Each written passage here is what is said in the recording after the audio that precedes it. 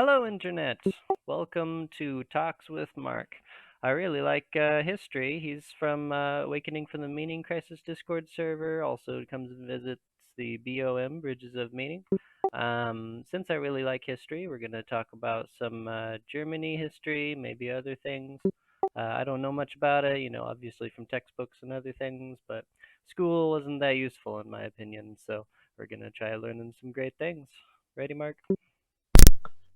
Yeah, thanks, T. Thanks for having me. Yeah, we're going to talk about sort of the pre-World War II history, and it's sometimes it's a little helpful to frame it a little bit better than just pre-World War II. In some ways, sometimes people think of one World War instead of two, one with a big break in the middle, right? And that's largely because of the Treaty of Versailles.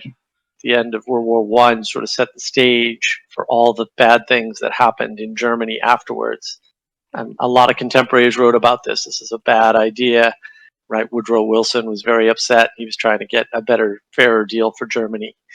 And that didn't happen. A lot of the things they did was they just took a lot of the really useful land away from Germany as a way of repaying uh, the damages from the First World War. And so this led to a lot of strife in Germany, right? The Weimar Republic was a pretty rough place, right? The wealthy class was sort of selling their daughters into prostitution in some cases so that they Mm. could eat.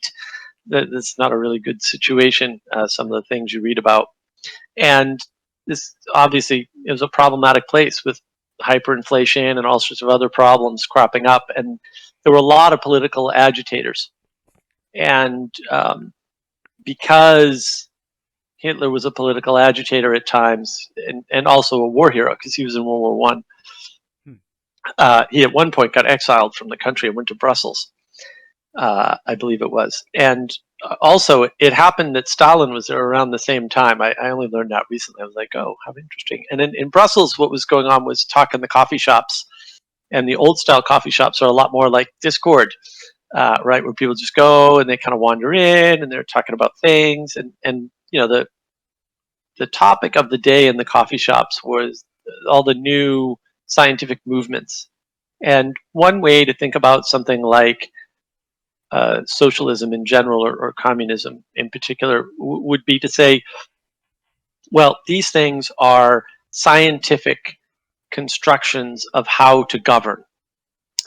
And they sound really interesting because, oh, science good. And they make a good case. They make a good logical case for why they should work. And it's easy for people to sort of see that and buy into those concepts. But I think that Hitler and Stalin in particular sort of figured out early on what the problems were with these silly constructions, and they they sort of saw an opportunity as a result of coming in contact with not only the ideas but the whole, I want to call it an ethos around the cafes, the coffee houses, right? You said What, they're what around the was same time? Was it the same place, same time, or? it was Brussels at the same time, if I remember correctly. Yeah, yeah, they were there at the same. They might have known each other back then. Who knows? So they might have bumped into each other and not known about it, right? But what was going on in the coffee houses was very much the intellectual class was there talking about these important scientific issues. And two things are happening. One is the scientific theories are coming up, and the other one is that the intellectual class is being moved by them. They're making movements as a result of the things that they're talking about. And I think both Hitler and Stalin saw that and said, we see flaws in these little plans of theirs. That's not how the world works. That's not how people operate. So it's nice to talk about the scientific reality, but maybe the scientific reality is not implementable or something, right? And they sort of see this and they have their own plans, right? And another scientific movement that was popular around that time was eugenics. And one of the differences between Hitler and Stalin is, Stalin rejected eugenics, and Hitler said, "Full on, let's do this." And he used eugenics. It was popular around the world. So was socialism, very popular at the time, all around the globe. lots of supporters in the intellectual class because it had really swayed their thinking, right? And they saw this, so they said, well, we can use this. The intellectuals can move the world because people follow them. Because sometimes intellectuals come up with very useful constructions that everybody agrees are good and helpful, right? Um, but because of that, they can also be led astray for many of the same reasons. And so I think that a good way to look at that particular history was, Hitler and Stalin are both using these intellectual movements, knowing full well what's wrong with them, to do a specific thing, right? To get to a specific endpoint, right? And this opportunity that they're, recognizing is really easy for them to understand because they spent time in the cafes and the coffee houses and figuring out, well, look at how you can manipulate these ideas and manipulate ideas in general, and that manipulating ideas manipulates the intellectual class. Manipulating ideas doesn't necessarily manipulate the farmer because he's concerned with farming, but the intellectual class, which can turn into the political class pretty quickly, or usually has some influence on the political class, they can be manipulated pretty easily. And so they're hijacking these two, or at least Hitler's hijacking these two scientific findings or discoveries or scientific constructions, I think is probably more appropriate. This idea of socialism and this idea of eugenics. And he's using those to say to push people in a certain direction, and that direction he knows full well where it leads. He knows exactly what he's doing, right? He studied, I guess it would be called the art of persuasion or something nowadays, but we really don't have an equivalent. Animal magnetism. And if you look into animal magnetism, it's a fascinating subject. Jordan Peterson talks about this a little bit, right? Like he had incredible willpower and things like that. But he also studied under professionals, or the professionals at the time, for animal magnetism, which is more or less charisma, right? How to make yourself as charismatic and influential to people face to face as possible. And I think a lot of that is maybe subverbal or pre-verbal communication. So I think animal magnetism is a lot about a language that isn't written or spoken, right? Body language, communication through tone, communication through stance, communication through eye contact, things like that, where you're really able to move and manipulate the crowd to a certain end. And that's what I think Hitler was doing. Yeah, there are unseen things and seen things, a lot of different factors in communication. Yeah, it's sort of interesting. I mean, an experiment that I did, that I've done a number of times actually, but I did it when I was very young. I think it's a useful experiment for everybody to do, is to watch some of his speeches because they're out there, right? We have film of him speaking in some of these stadiums, and I don't understand German at all. I'm barely literate in English, so other languages are beyond my capability. I don't know what he's saying, especially when there's no, read it without captions, even better. Um, but watching him, you get some very interesting emotions rising up. Like, wow, like this guy is interesting, right? I mean, I even got the feeling like I would follow this guy through the fire because he's got something about him. And then think about actually Obviously, being there in real life, yeah. right, exactly. And this feeling that you're tuning into, if you're watching yourself carefully, has to be amplified in real life. But I don't understand the language. It's not the words that's moving me. It's not the cognitive grammar, in a sense, right? To use John Vervaeke's term, I don't think it's the cognitive grammar per se, unless you're extending that to pre-verbal or subverbal communication. Then yeah, there's something else going on that's moving you in a certain direction. And it's hard, maybe it's hard to see, right? Because we have this visceral response to Hitler per se, but if you don't have the visceral response, you can get around it. If you can watch how you feel, maybe you feel that way, and maybe that's super scary, but maybe it's real. Like maybe that kind of influence is a real thing, and you can be swayed by it without realizing it. That's a very dangerous concept to realize about yourself, that you can be swayed by non-word manipulations or constructions that can sway your aim. It can sway your attention. It can sway what you do in the world, how you're acting and responding to things. And I think very much that was part of what Hitler was doing. And because he was not only able to manipulate, we'll say, everybody, but also he's using these intellectual constructions sort of against themselves, these ideas, right? When you put eugenics together with the idea of a scientific form of government, you get a very attractive construction that can be used to get people to agree to things that they otherwise wouldn't agree to. But I don't think any of that works all by itself. I think there's a missing component. It's very strange to me that Hitler and Stalin both did things to at least mute the religion. So Stalin sort of did a bunch of things around, well, you can have your churches, but the churches can't communicate with each other, right? So in Soviet Russia, for example, well into the 80s, it was illegal to have too many copies of the Torah. You could have one or two for your family, but if you had like 10, you were like distributing. They treated it a lot like we treat marijuana Like nowadays. drugs, yeah, that's so weird. Yeah, it's very weird, unless there's some reason why he did that. And then when you look at Hitler, what he was doing was replacing religion with occultism, right? Yeah, So why would you like what?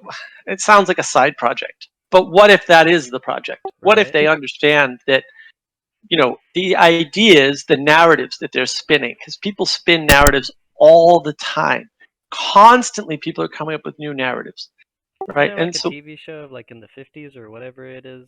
I can't remember that TV show name, but yeah, the making commercials, I can't remember. yeah, I don't know Yeah, which just you TV didn't show know. you're referring to. So, but people constantly make narratives, right? They're constantly telling stories. We're constantly, and we love stories. I think we need stories. I think that's pretty clear. We need narratives to live within to tell us what we're doing, right? And then a lot of these narratives, we're outsourcing our cognition in some sense, right? We're saying, oh, I know how that works because it follows this narrative, and that makes me very comfortable.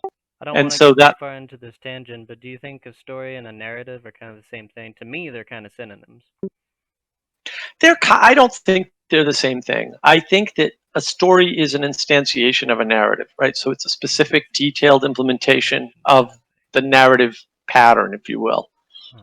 That's what I. That's my sense of it. I know a lot of people don't have a lot of good definitions for story versus narrative, and I'm not claiming to have a particularly good one. But I tend to think of things in terms of the templates. That would be the narrative versus the implementation. That would be the story, right? And so the if you're talking about like the hero myth, that's a narrative, right?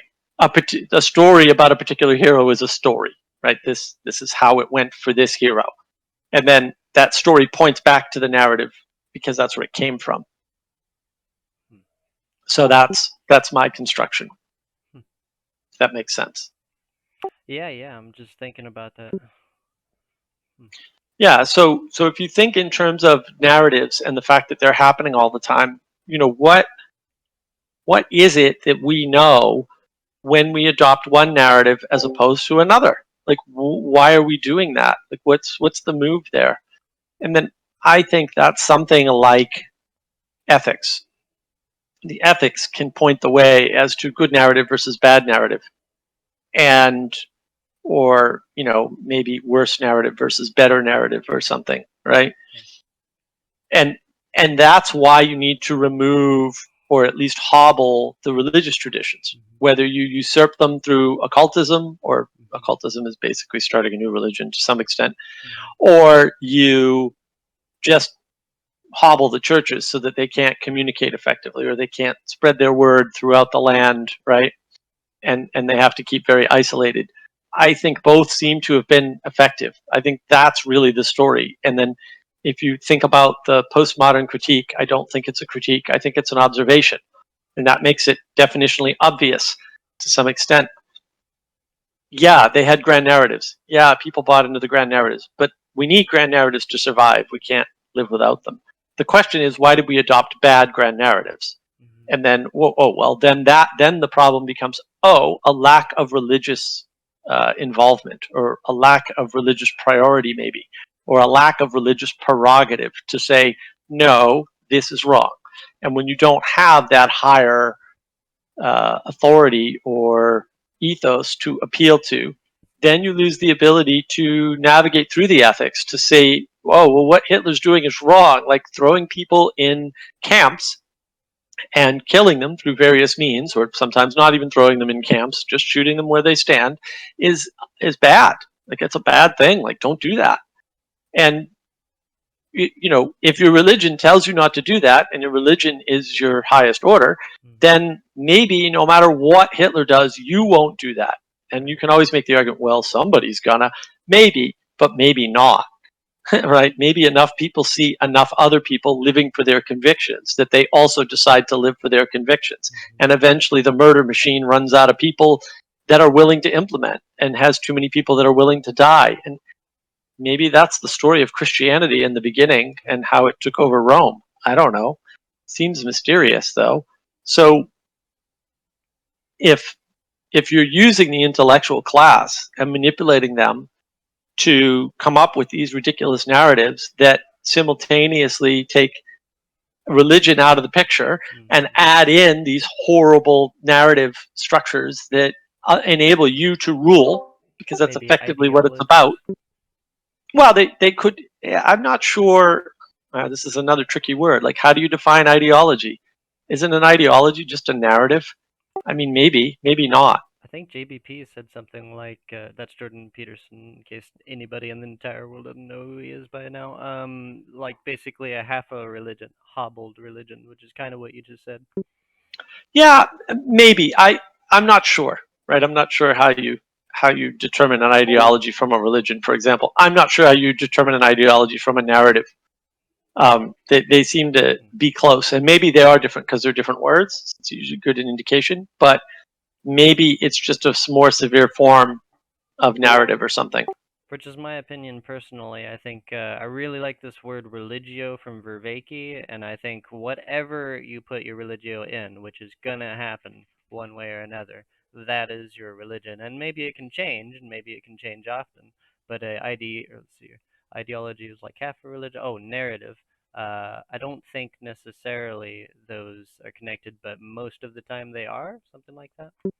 Because as we Yeah, said, grand narrative. I think it would be an easier construction if you said that the postmodern critique wasn't against grand narrative or narrative at all. That would be an improvement in postmodernism right there. But it was a critique against an ideology.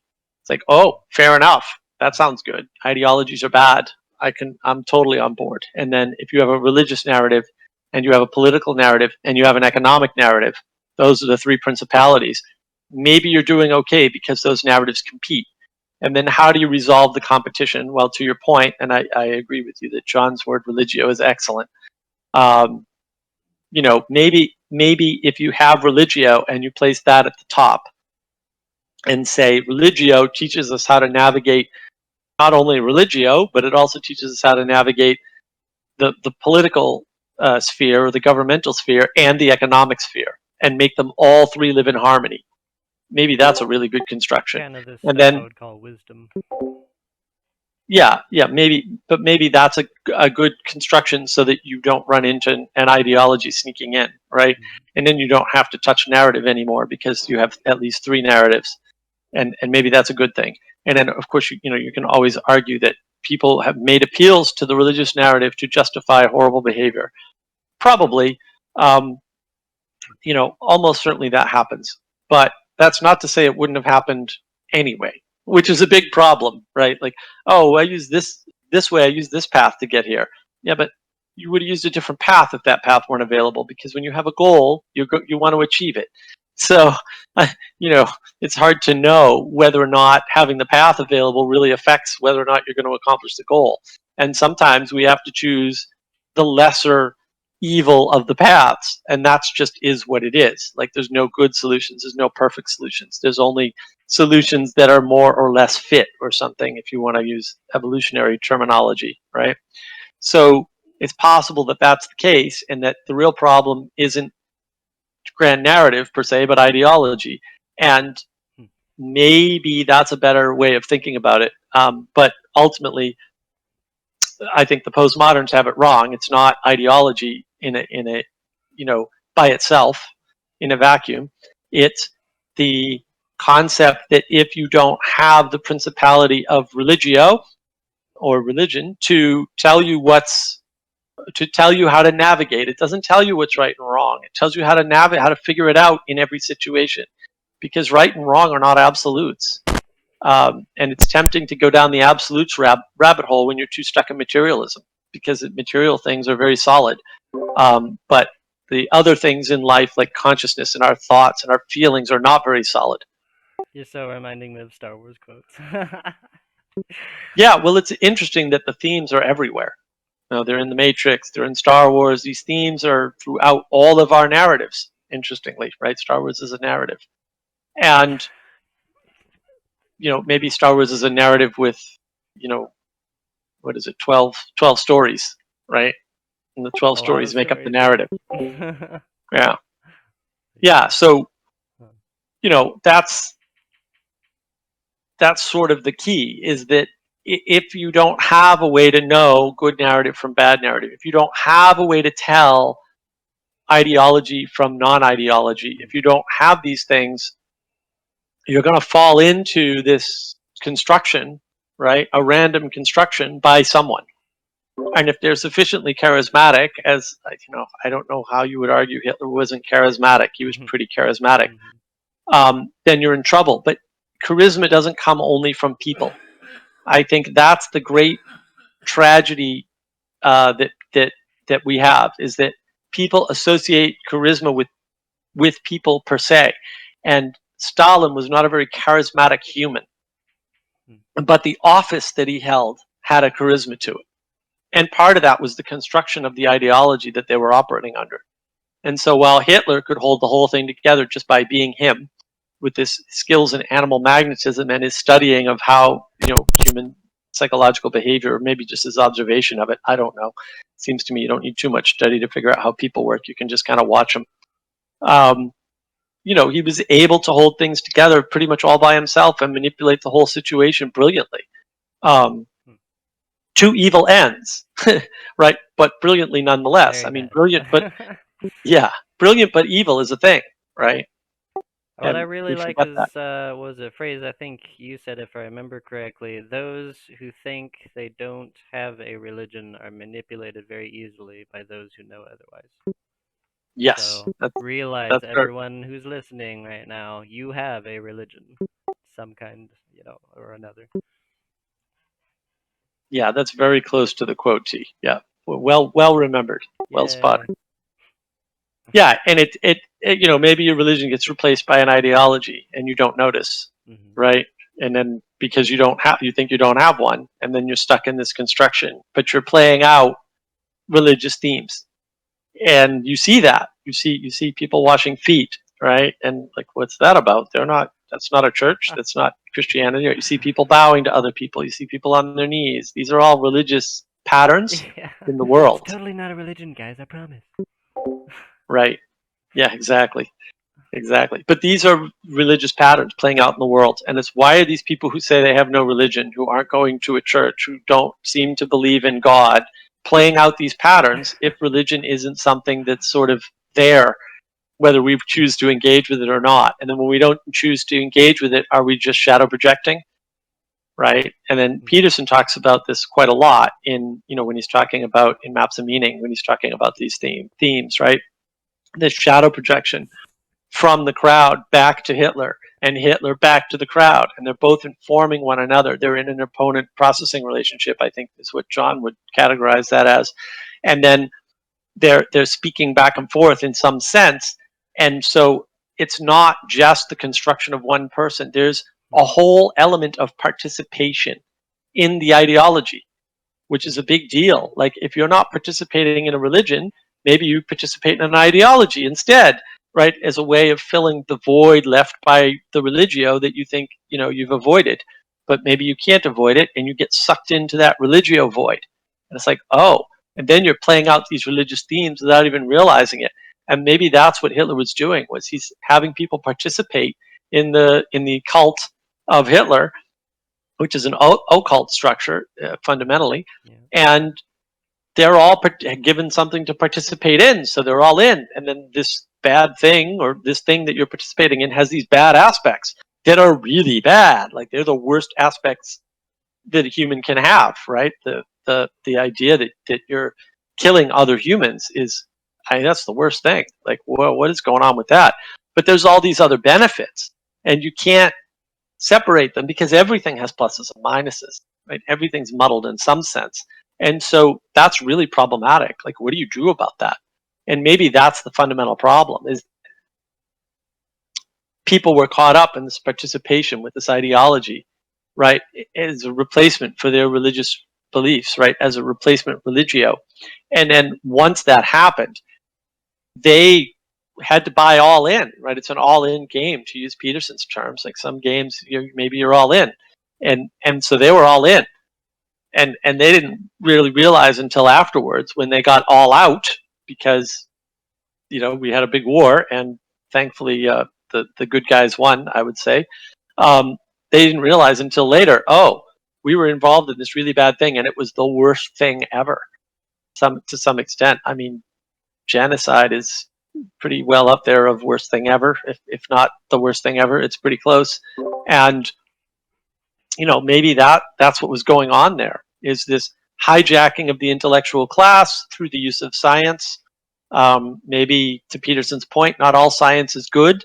Maybe we shouldn't pursue all types of science. Maybe that's our Mm-hmm. problem, is that we're Mm-hmm. too enamored with the constructions that we create, and so we give them more power than they should have over us, Mm-hmm. rather than stepping back and saying, hey, maybe just because we can do a thing doesn't mean we ought to do a thing.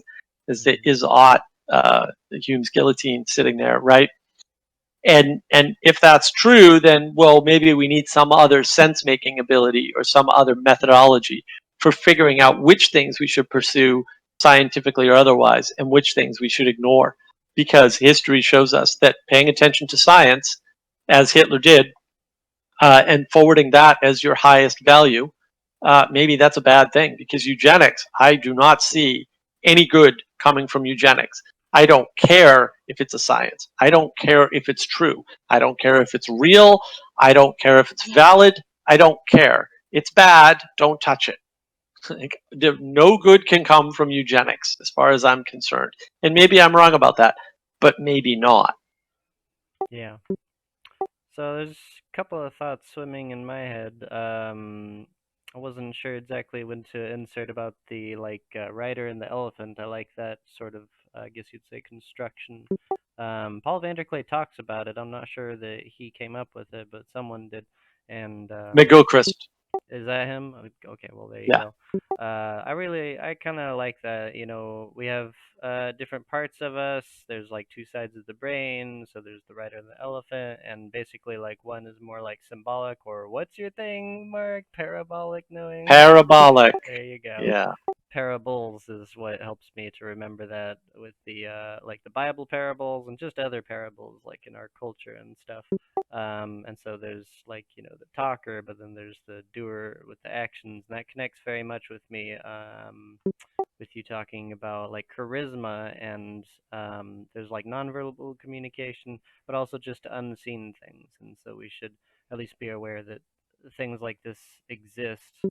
And then also definitely with the science, basically it makes me think of trying to go after truth kind of thing. And so it's like, yeah, definitely along the lines, like what I would say is, so what is truth? That's a very important thing, and I don't really know ultimately, but at least try to say something like truth is that which brings about life.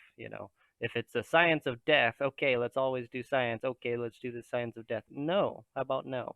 Um, that's don't go that way. And so we should, I guess, define science other than that. It's not just anything we can do ever. Have it a Right. little bit more narrow than that. So we have gotten to about half an hour now. So I figure we will end this recording here, and if we want to do a second part, then we'll do a second part. But for now, that was Mark and Trey. See you another time, Internet.